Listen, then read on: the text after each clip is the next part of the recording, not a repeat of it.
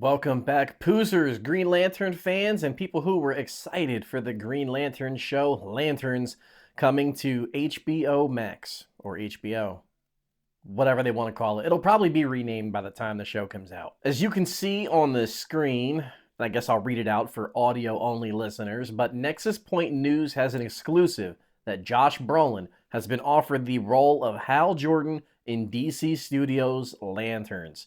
And yes, before comments come in about his age, this does track with the rumors we heard, I think even a year ago, that the Hal Jordan role was being looked at as a 40 to 50s age group, and the Jon Stewart age group was 20s to 30s.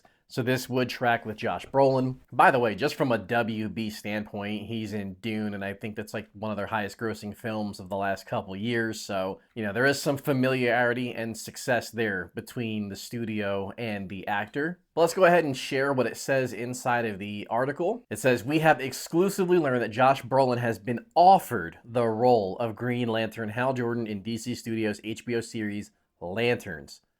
This version of the character is described as a Lantern legend and will be a veteran member of the Corps. White actors in their 40s and 50s were being looked at for this role until it was determined that Brolin was the top choice for the role of Hal Jordan." And they have here inside the article, DCU Leaks exclusively reported over a year ago that Hal Jordan would be a veteran Lantern and Jon Stewart would be a rookie. And then they have a disclaimer that says, "It is important to note that although Brolin has been offered the role, it is uncertain whether or not he'll accept it. If he were to turn down the offer, they'll move on to their shortlist to the next option." In the article, they say here that Brolin is best known for his roles in No Country for Old Men and Thanos in the Marvel Cinematic Universe, as well as Brand in the Goonies. They also point out that this would be the second time he's playing a DC character because he was also in Jonah Hex, which was terrible, guys. It was just terrible. Now, before everybody gets super upset here, note again that it's just an offer has been made. He can turn it down, and then they would move on to other people. And I understand there's already been a lot of flack on Reddit, of all places, where folks are like, how accurate are these people? Should we trust them? Well, again, if you look back through DCU Leaks subreddit or r/Lanterns TV series, I've tracked all the latest, greatest rumors and leaks and everything around the Lanterns television show, and I even have dates on all of the items that I have sourced. I believe this is like the same group of people who also found that Damon Lindelof, Tom King, and Chris Mundy were going to have ties to the series over a year before it was publicly confirmed by James Gunn. So, where there's smoke, there's usually fire. But also, it's not just them. Viewer Anon is a very serious account. I think they have roughly close to 40,000 people following them on Twitter. And as you can see here, they also say, when quote tweeting the Nexus Point News article, they say, well, I can confirm I heard this too, but it was under a very strict, don't you tell a single friggin' soul, and I had to edit the words there, mandate, so I have no idea how this leaked. Maybe it's true, maybe it isn't, but Nexus Point News is not pulling this out of their butt, or out of thin air, if you will. So again, it's one thing for one group to hear this.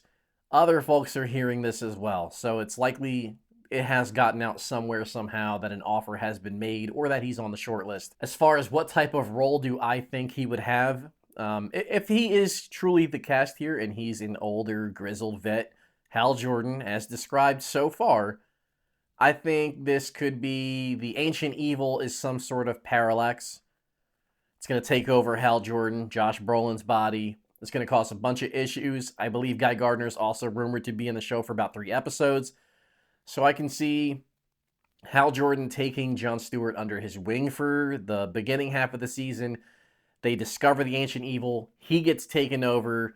John can't do this alone just yet because he is a newer Green Lantern. He's not fully aware of all the power that he has. Guy Gardner has to come in and he helps Jon Stewart fight off Parallax. Not really my ideal scenario, but I would say it's also very likely at that point that Hal probably has to die and he wouldn't be, in the DCU going forward. It would be Jon Stewart and Guy Gardner, and then hopefully down the road we can also get Kyle Rayner, because that's my favorite Green Lantern, and I would love to see him on a big screen, small screen. Even my small screen is a big screen, so I don't care. But I would love to have Kyle.